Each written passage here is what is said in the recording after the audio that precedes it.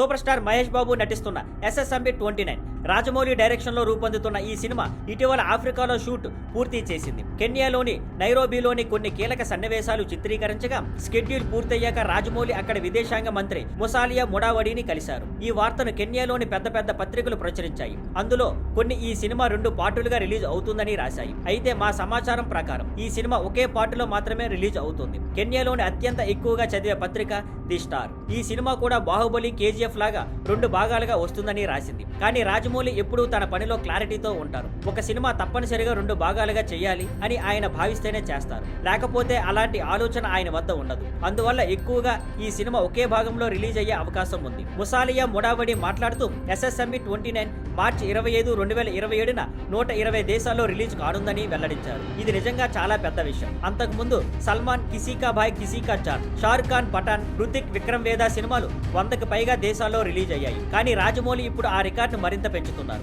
ఇంకా పూర్తి వివరాలు, అధికారిక కన్ఫర్మేషన్ త్వరలో రానుంది. Thank you for watching. Please like, share and subscribe.